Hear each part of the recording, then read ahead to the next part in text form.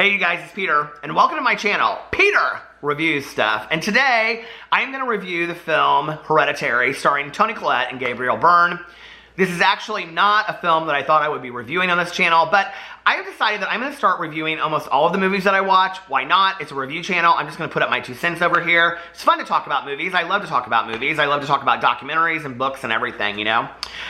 But the reason I say that this isn't a movie that I thought that I would review over here is because A, it's not a movie that I really knew anything about, and B, when I watched it, I had such an adverse effect by it that I almost kind of like, you know, went back and forth between wanting to talk about it and not wanting to talk about it. So I'm going to talk about the movie, explain to you what it's about, and then I will go in to give you my 2 cents about it. So here is the poster for the movie. And let me get to the plot details. I had all this stuff pulled up. You know, you always have like your receipts pulled up and then it's like, plot summary. Okay. Now I will tell you the one thing. Don't go to Wikipedia or IMDb and read like the whole plot summary. Just read the first paragraph, because if you read the whole plot summary, it will tell you everything that happens in this movie. I hate that they do that, especially on Wikipedia. Shame, shame, Wikipedia. And the thing is there are so many surprises in this movie, and the surprises, I keep on biting the side of my mouth. The surprises are what make this movie, okay? Like, and they're not jump scares. It's not like that at all, but it's things that you wouldn't expect to happen. After the family matriarch passes away, a grieving family is haunted by tragic and disturbing occurrences and begin to unravel dark secrets. When the matriarch, oh, it just repeats itself. Oh, wait.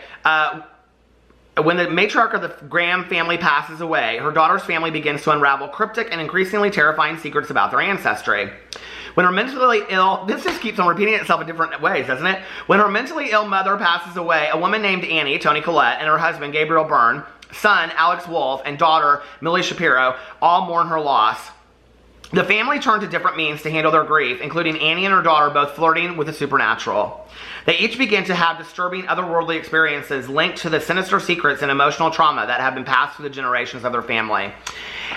Okay, so I read this review on Google that said that this was like the Exorcist of our time, and weirdly enough, like when I got done watching it, you know, I'm so saturated by watching horror movies that I didn't really think much of it, like right after I was done with it. Like I was like, okay, that was gory, that was a lot, I don't know that I even understand the ending of it, kind of I do, but I'm not really sure. But, you know, like, it wasn't that profound. But as this movie lingered with me through the next couple of days, like, it really screwed with my head. It really, really did. And it's a lot about the occult, and it's a lot about, like, paranormal stuff. But it's really about, like, mysticism and spiritualism. And I'm not talking about spirituality. I'm not talking about, you know, like, you know, of the soul, the spirit, like meditations and things like that. I'm talking about spiritualism, like mystical spiritualism of, like, the occult. And, but very dark-sided? But very dark, if you've ever seen that wife swap, but very dark-sided, you know, and it's interesting how it unweaves, or how it weaves itself through the whole idea of the movie. Now, I will tell you going into this, what was interesting to me is that I have been a Toni Collette lover, okay, like, I mean to tell you, from back in the Muriel's wedding days, like, Muriel, you're horrible. I love Toni Collette. I have, like, loved everything that she has ever been in. I am a huge Toni Collette fan. I think she is an underrated actress. I think she's hands down one of my favorite actresses. I was talking about Julianne Moore, too. Like, do we see Julianne Moore anymore? I love her. But Toni Collette is way, way, way underrated. So I knew she wasn't just going to be in some B-rated horror movie, right? The acting in this movie is unbelievable, okay? Gabriel Byrne, who I think I watched for the very first time, I think he was in Miller's Crossing, like years and years and years ago, and he was fantastic in that. Toni Collette, right? The girl that plays the daughter in this movie is, I mean, unbelievable actress, right? And I think this guy's name is Alex Wolff, who plays their teenage son. He is probably the best actor in the entire movie. Like, I was absolutely blown away when I watched this. Like, I just could not believe this kid's acting skills, right? I can't even, it is so of the supernatural. It's very much like if a family was just taken over, okay, by the occult. And that's really what happens. But it's also the lineage and the family ties to all this. And it's very much a mystery of trying to figure it all out. There is a huge, huge element of Rosemary's Baby to this. If you've ever seen Rosemary's Baby, you know the undercurrent of kind of like the music and how you feel like something is looming, but you don't really know what it is. That is how this feels for the first half of the movie. The second half, you know what's going on by that point. But the first half of the movie is very, very much like the Rosemary's Baby feeling. In fact, even kind of like at the end, you know, like when Mia Farrow goes in there and it's all these older couples, there's a lot of like older people in this movie that also have that Rosemary's Baby feel. Now, if you like scary movies and you like horror movies and you haven't seen this, you need to see this movie. Like, this is canon horror movie. It was done so well. And I do truly believe, and I would stand behind the statement that somebody said, that this is the Exorcist of our generation. I absolutely believe in that. The last 10 minutes of this movie are so gruesome, but so, like, makes sense to the whole storyline that you're literally sitting there and you're like, what is going on? I mean, there is a scene with Toni Collette at the very end of the movie. I don't want to say what it is, but it's a supernatural, kind of spiritual, violent scene. I literally was, like, holding the computer screen down because I, like, didn't want the people around me to see it. It's that gruesome. And if you don't like blood, gore, and violence, you're not going to like this movie. But it makes sense in the context of it.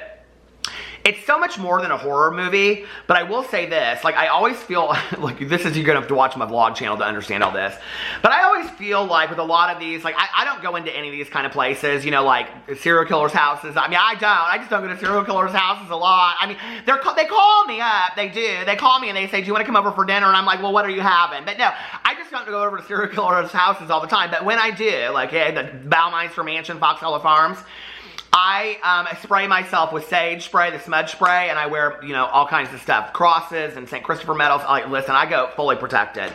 But whenever I watch stuff like this, and I really want to see the Zach Bagans movie Demon House, because it takes place in Indiana, and it's a documentary. But at the same, is it Demon House? Or I think it's called Demon House. But, like, at the same time, I've heard that, like, people have, like, pulled attachments from that. Like, this is a movie that lingered with me so much. I was like, have I pulled some kind of, like, attachment with this movie? Because it's so weird, you guys. It is so weird. Like, it is so bizarre. It is so bizarre. I would say that if you like horror movies, okay, first of all, the rating scale, let's just do this. If you don't like anything gruesome, you don't like anything supernatural, of the occult, things like that, don't watch this movie. You're going to hate it, okay? Like, I called my friend up on the phone. She said she started watching the first 10 minutes, and I said, you're not going to like it.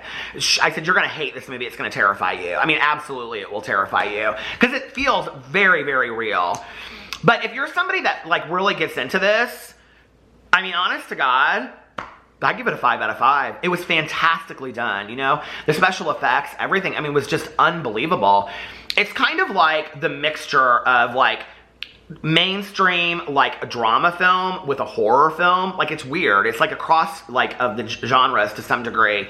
And I just thought it was really, really well done. And there's a lot about grieving in there that they address. And Toni Collette, there's just some scenes in there where she's in the support group that are just like, I mean, honest to God, like some Oscar-winning moments. And we're talking about a horror movie, you know? I don't even know if it's defined as that, suspense movie or whatever. So, I would definitely give it 5 out of 5. But I will tell you this, if you watch it, it will bother you for a few days after. If that's its intention, it does that, and it will linger with you. So, let me know what you guys thought if you've seen the movie, and I will be back tomorrow with another review. I love you guys, and I'll see you then. Bye.